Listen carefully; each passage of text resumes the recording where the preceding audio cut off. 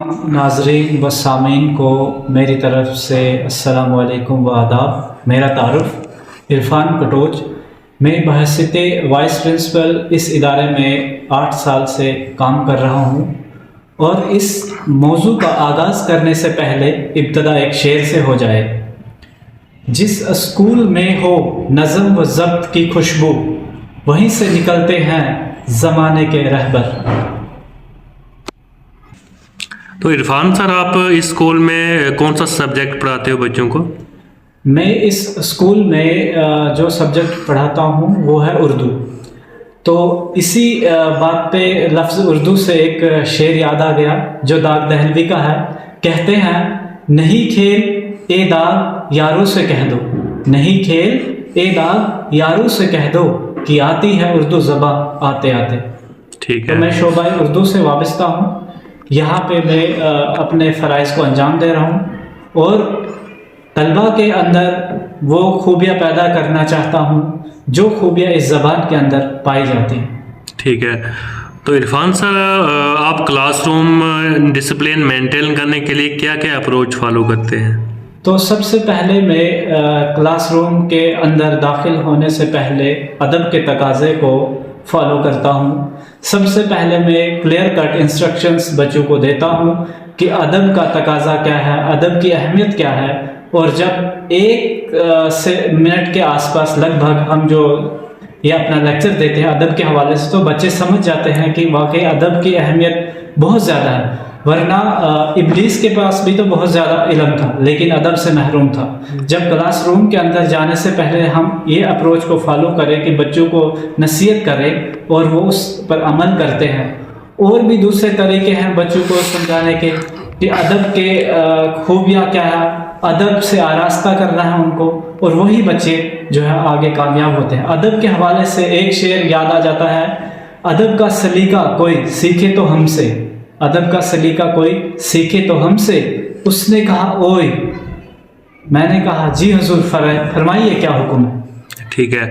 Irfan sir, जैसे आपने बताया कि आप स्कूल में उर्दू सब्जेक्ट जो है पढ़ाते हो, ठीक है, तो आपके सब्जेक्ट में स्टूडेंट को सबसे कॉमन चैलेंज क्या होता है?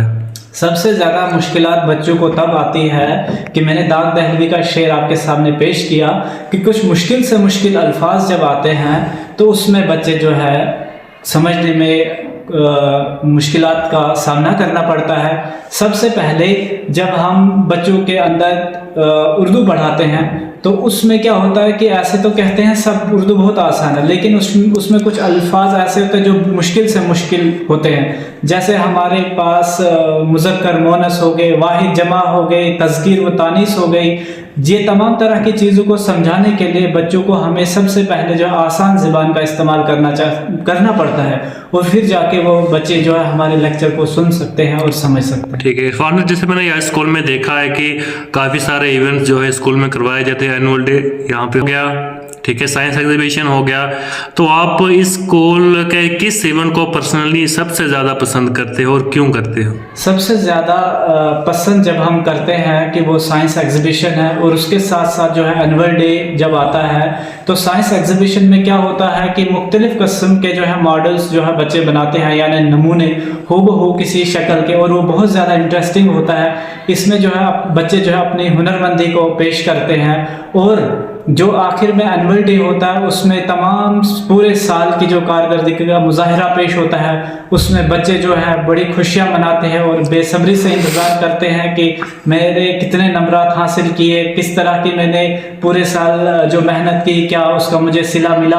और सब बहुत इंटरेस्टिंग बात तो ये है कि जब साइंस एग्जीबिशन के जो मॉडल्स बच्चे बनाते हैं तो वो बहुत ही ज़्यादा इंटरेस्टिंग होते हैं। और उसके बाद जो है परेड वगैरह भी होती है, तमाम तरह की सेरेमनीज होती है, उनमें भी बच्चे बहुत ज़्यादा इंटरेस्ट पैदा करते हैं और हमें भी बहुत अच्छा लगता है कि हमारे जो पढ़ाए हुए बच्चे जो है बेहतरीन कारकर्दगी का मुजाहिरा पेश कर रहे हैं। यूँ तो कहा जाता है कि उस्ताद बादशाह नहीं होता, लेकिन वो अपने शागिर्द को बादशाह बना सकता है। ठीक है इरफान सर। इरफान सर, जैसे इस स्कूल में काफ़ी सारी एक्टिविटीज़ जो है करवाई जाती हैं, ठीक है, उन एक्टिविटीज़ का जो है स्टूडेंट्स पर क्या असर पड़ता है? जो भी एक्टिविटीज़ हम करते हैं उनका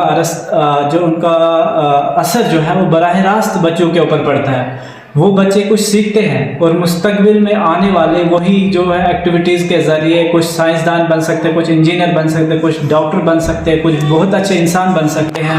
اور جو استاد ان کو تمام طرح کی چیزیں سمجھاتا ہے تو وہ ان کے لیے فائدہ مند ثابت ہوتے ہیں. کہتے ہیں نا کہ جو بچہ استاد کی تھپیڑ کھاتا ہے وہ زمانے کی تھپیڑ کھانے سے بچ جاتا ہے, کیونکہ ایک استاد جو ہے بچوں کو سکھاتا ہے, کبھی پیار سے, کبھی تھوڑا روب داب سے, لیکن کہتے ہیں نا کہ جب استاد کی جو تھپیڑ کھائے گا وہ زمانے کی تھپیڑ سے بچ جاتا ہے, کیونکہ زمانے کی جو تھپیڑ ہے وہ بہت ہی زیادہ سنگین ہوتی ہے. تو عرفان سر, آپ اس اسکول میں کب سے پڑھا رہے ہو اسکول میں؟ میں اس اسکول میں لگ بھگ 2018 سے پڑھا رہا ہوں اور آج تک جو ہے اپنی فرائض کو بخوبی انجام دے رہا ہوں. ٹھیک ہے, تھینک یو عرفان سر. آپ کا خیر مکتب.